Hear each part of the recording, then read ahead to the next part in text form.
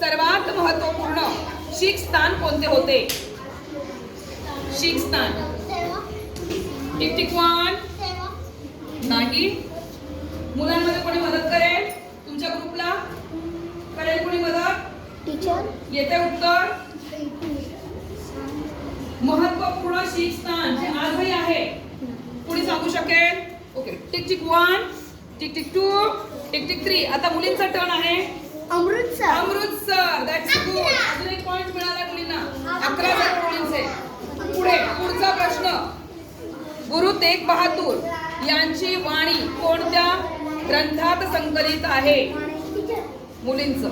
Guru Granth Saheb. Guru Granth Sahib. Very good.